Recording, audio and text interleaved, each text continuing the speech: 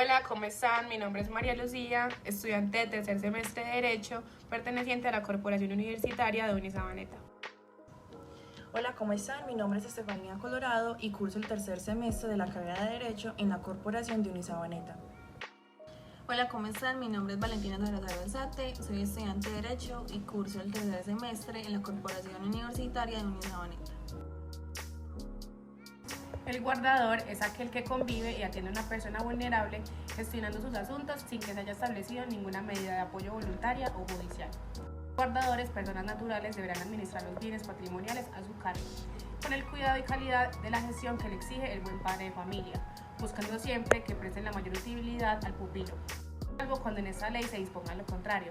La responsabilidad de los guardadores es individual y se extiende hasta la culpa leve. Se presume la actuación culposa del guardador por el hecho de que el pupilo se encuentre afectado o lesionado en sus derechos fundamentales, o no se encuentre recibiendo el tratamiento o educación adecuada según sus posibilidades, o se deterioren los bienes o disminuyan considerablemente los frutos y se aumente considerablemente el pasivo. El guardador que no desvanezca en esta presunción, dando explicación satisfactoria, será removido de su cargo. Quien deba ejercer el cargo de guardador deberá otorgar una caución para responder ante el pupilo por sus actuaciones. Dicha garantía consistirá en una póliza de seguros o bancaria, hasta por la cuantía que determine el juez. En defecto, esta póliza se podrá aceptar en hipoteca o prenda sin tenencia del acreedor, sobre bienes cuyo valor sea igual o superior al monto fijado por el juez. Cuando un guardador no tenga la capacidad económica para otorgar las contragarantías exigidas por la entidad fijadora ni inmuebles para hipotecar, el juez con conocimiento de causa podrá revelarlo del cargo. Pero si considera conveniente para el pupilo que el guardador asuma el fondo de garantías de instituciones financieras, avalará el obligado, directamente o ante la entidad fijadora. Características de los guardadores. Primero, son cargos de forzosa aceptación. Han sido creados a favor de los incapaces y tienen como finalidad proteger los derechos de estos. Tienen como objetivo administrar los negocios del pupilo, con el cual el legislador ha querido fijar una especie de filosofía al guardador. Son instituciones de tipo personal, son patrimoniales y son instituciones de orden público. La guarda general es incompatible con la patria potestad.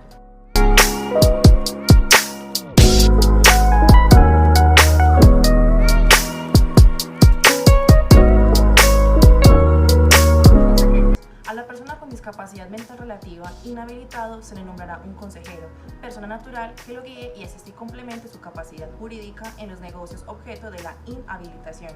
El consejero es único, pero podrá tener suplentes designados por el testador o por el juez.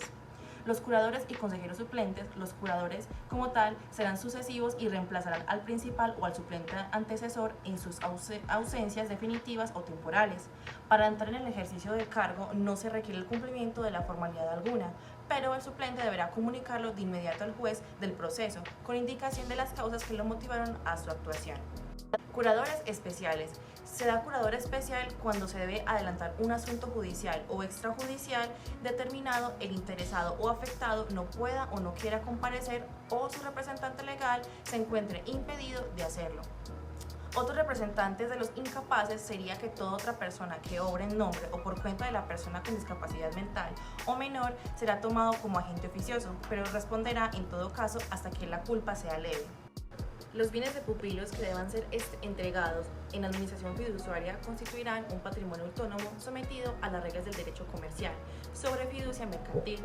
El curador de pupilo o el mismo inhábil con el consentimiento de su consejero celebrará los actos de enajenación y hará la tradición y entrega a la fiduciaria de los bienes con las formalidades establecidas por la ley, pero el juez de oficio o por solicitud de cualquiera de los que deben pedir la curaduría podrá hacer tales actos cuando el curador se demore y de ello puedan derivarse perjuicios al patrimonio del pupilo. Esta última regla no se aplicará en el caso de los inhábiles. Administradores fiduciarios.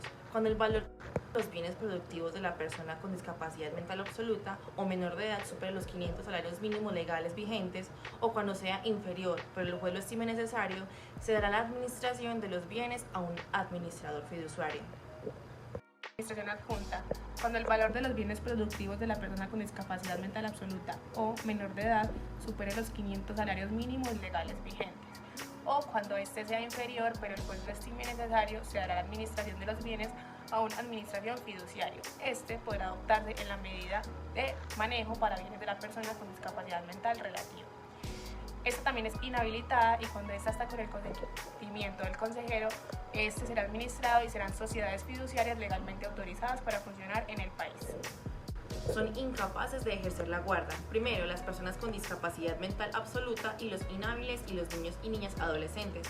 Segundo, las personas que a título de sanción se encuentren inhabilitadas para celebrar contratos con la nación o para ejercer cargos públicos. Tercero, los fallidos mientras no hayan satisfecho a sus acreedores, incluidas las sociedades fiduciarias en proceso de liquidación administrativa, los que carecen de domicilio en la nación. Quinto, los que no saben leer ni escribir, con excepción de los padres llamados a ejercer la guarda legítima. Sexto, los de mala conducta notaria. Séptimo, los condenados a pena privativa de la libertad por término superior a 1 año, aun en el caso que el condenado reciba beneficios de un subrogado penal o de extinción de la pena. Octavo, el que ha sido privado de la patria potestad y el que por sentencia judicial haya perdido la administración y usufructo de los bienes de cualquiera de sus hijos por dolo o culpa en el ejercicio de esta. Noveno, los que por torcida y descuidada administración han sido removidos de una guarda anterior o en el juicio subsiguiente a esta y han sido condenados por fraude o culpa grave a indemnizar al pupilo. Décimo, el padrastro o madrastra en relación con sus entenados, salvo cuando se trata de menores adultos o inhábiles negociables que se consientan en ello. 11.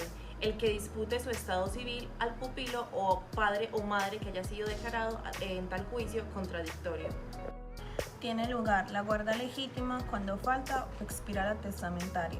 Son llamados a la guarda legítima, primero, el cónyuge no divorciado ni separado de cuerpos o de bienes y el compañero o compañera permanente. 2. Los consanguíneos del que tiene discapacidad mental absoluta, prefiriendo los próximos a los lejanos y a los descendientes a los descendientes. Incapacidades y excusas de obligatoriedad del cargo. Los cargos del curador y consejero, así como el del administrador patrimonial, persona natural, son obligatorios.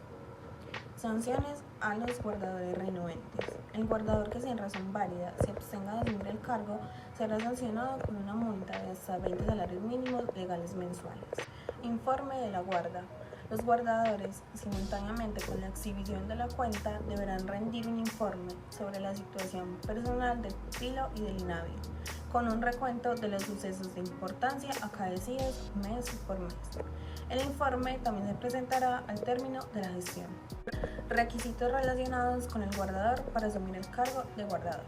Primero, la constitución y la aprobación de la garantía por parte del guardador. Segundo, la posesión del guardador ante el juez. Las guardas terminan definitivamente por la muerte del pupilo o por adquirir al pupilo en plena capacidad.